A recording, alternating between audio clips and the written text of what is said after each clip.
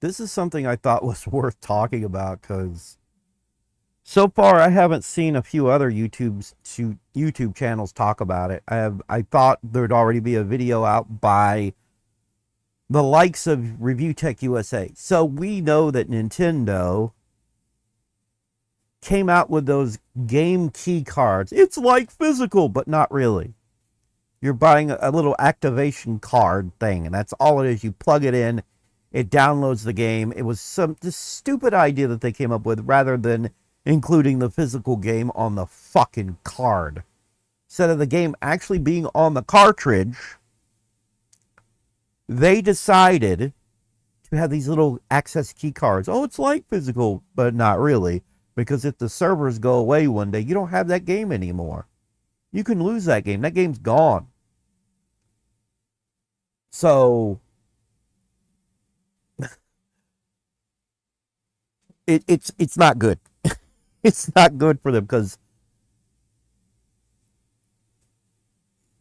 let's just look at this. Come on, this is crazy. So it was the biggest console launch of all time, but was Nintendo Switch 2. I'm already screwing this up. I'm already botching it. There are no takes. I'm not out taking. I don't care. I own that mistake. But was Nintendo Switch 2 a success for third parties? Switch 2 third party data, Summer Game Fest and numbers, blah blah blah. I thought this was a regular news article, but it's not.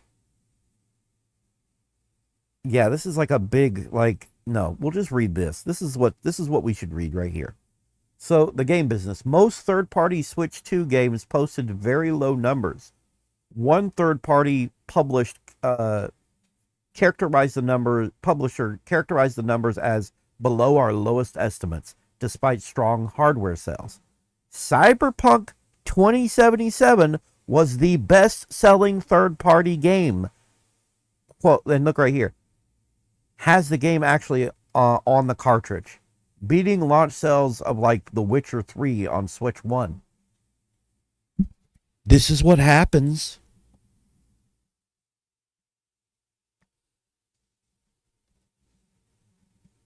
I'm owning these mistakes. I don't care. There's no editing. There's an actual game on the cartridge for Cyberpunk 2077. They took a risk and put the full fucking game on a cartridge. A third-party AAA game fully on the fucking cartridge. And it's the best-selling third-party game physically. I hope this sends a clear fucking message to the other third parties. All of you other out here, like, look at this image. You know, who the hell is this game from? I don't even know. You know, hang on, let's look at this. I can't see shit. Where the hell is this game from? Usually you see a fucking symbol saying who published it and whatnot, and I don't see a publishing logo. Who the fuck published this? I don't even know. But yeah, to Sega, Square Enix, Capcom, when you put the actual game on the cartridge, people buy it. People still like physical. Actual physical, meaning the game is there on the cartridge, not a key card. Nobody gives a shit. Nobody gives a fucking goddamn rat's ass about this gimmick. Damn gnats. They don't care. They don't care. What they want is the actual game on the cartridge. Cartridge. I'm going to call them cartridges. That's what they are. Nintendo just says game card. Cartridge. It's a cartridge. They've always been cartridge. Little plastic things holding games are called a cartridge. Always been, always will be. Nintendo, you're not changing anything. You're idiots. That's just like with them deciding not to use the term open world and instead came up with this stupid term open air. Are you fucking kidding me? Anyhow, moving on. Not the point. Not the point. The point is you're going to continue to see this kind of shit. I'm pretty sure the game's sold fairly better digitally, as in just from the online shop. But as far as like these game key cards, they're not doing well. And the AAA third party game to sell the most was Cyberpunk 2077.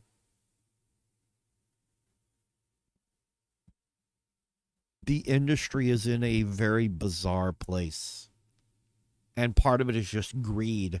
Greed has shifted it down this winding road of bizarreness. It's because of corporate greed that we're in the position that we're in.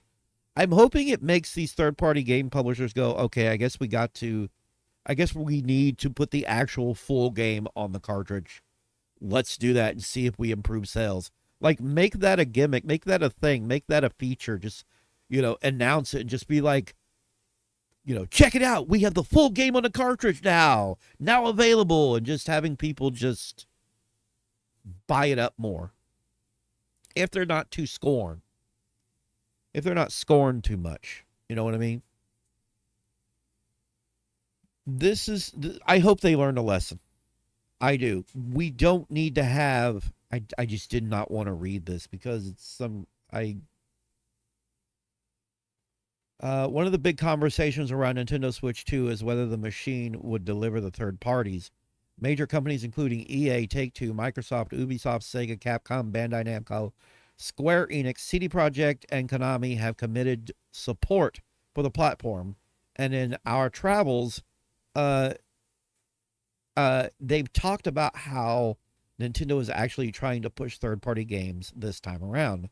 The launch of the Switch 2 was huge, with 3.5 million consoles sold in just a few days, making it the fastest-selling game machine in history. We know that Mario Kart World was clearly the number one game, but what about those third-party releases? Games such as Cyberpunk 2077, Bravely Default, Hitman, Street Fighter, Hogwarts Legacy,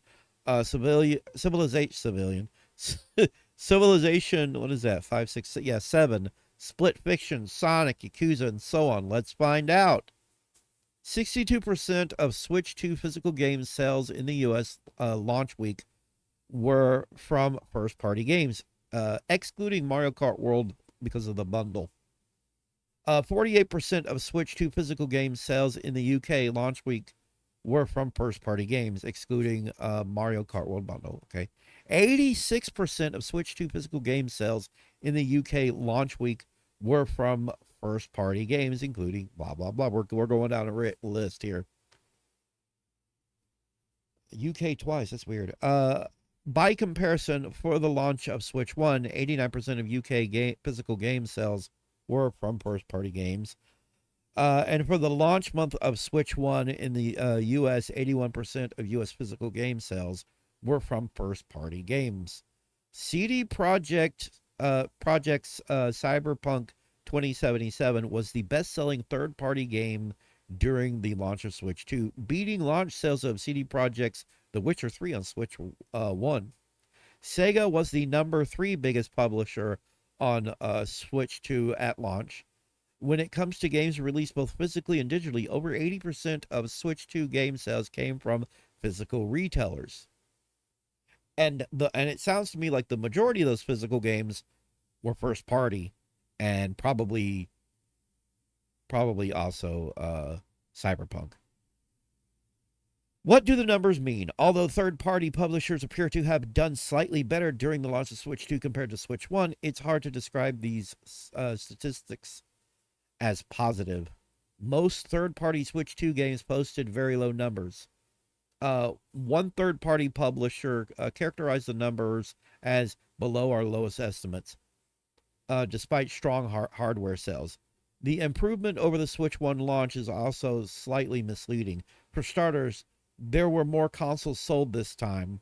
Plus, the Switch 1 only launched with 5 physical games: Legend of Zelda Breath of the Wild, 1-2 Switch, Just Dance, Skylanders, Imaginators, and Super Bomberman R. By comparison, the Switch 2 had a wider selection, with 13 physical games available at launch. As usual, there are a number of things to consider with these early figures. Around 80% of all Switch 2 console sales were of the Mario Kart World bundle.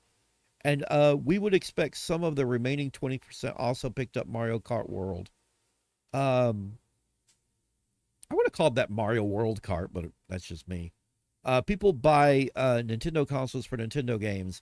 and it would be expected that new users, particularly those who are buying a Nintendo console on day one, will begin with Nintendo software. As a result, it's possible third party game sales will occur later once players have had their fill of Mario Kart. Meanwhile, Nintendo did not send out Switch 2 units to media ahead of release. That meant there were no reviews of any of these third party titles launch for consumers who.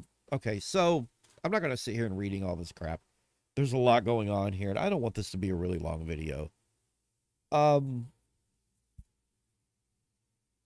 so let's see. What's more, the titles are using game key cards, which require users to download the game once they put in the cartridge. It's not really. It's yeah.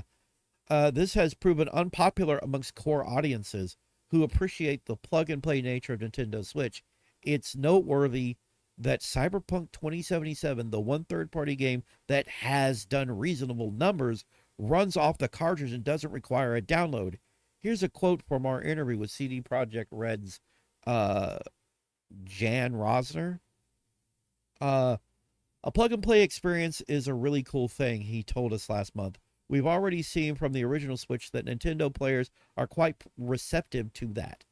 He added, do not underestimate the physical edition. It's not going anywhere, and Nintendo players are very appreciative of physical editions that are done right. Wow, it's like they fucking knew.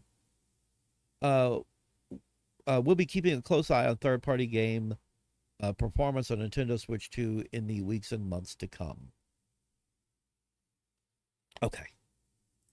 All right.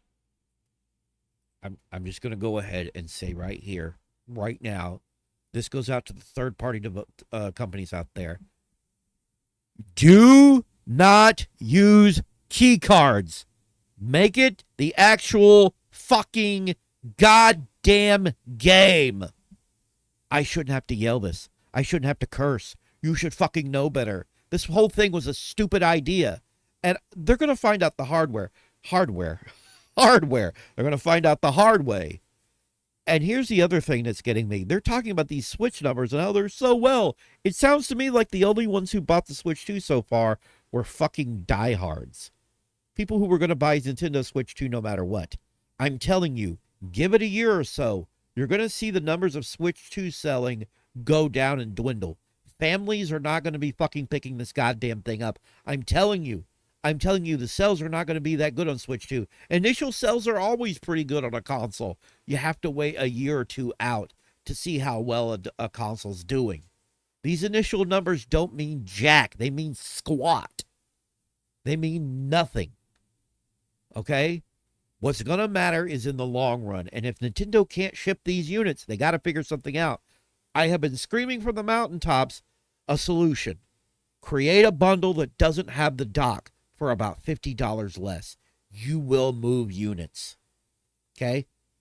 That extra $50 is, and a lot of people don't play on their TVs anyways. I can guarantee you, and if you want to play it, just buy a dock later. I'm telling you, that will help sell the console. If they're not willing to just drop the price, which I don't think they are, we're also gonna see how sales of games do. Notice how they said the Mario Kart World bundle sold a lot. How much did Mario Kart World sell physically on the cartridge? Which is like $80 if you buy it standalone. Let's think about that for a second. The prices of their games are too high, too. This $80 jump is stupid. And Nintendo's going to fill it. They're not filling it now because they have diehards. They're going to fill it later with moms and dads and grandmas and so on and so forth buying stuff for their kids. And plus, we're going into a recession. Everything's falling apart. The sale of things is going up astronomically. Our country is effed right now. So, Nintendo, you have got to pull your heads out of your butts. Figure out something now. Be proactive. Don't wait. But they're going to wait. This is Nintendo.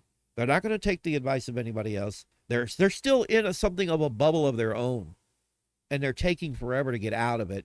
Unfortunately, with that caveat is the fact that they have two presidents now, Doug Bowser and the one who's running Nintendo Japan, who are all about the numbers. They're all about making that cash money bitch. And that's all they care about. Give it time. I don't see this going well. This has been the goof. And another video in the hole. I'm going to go with that. I'm out.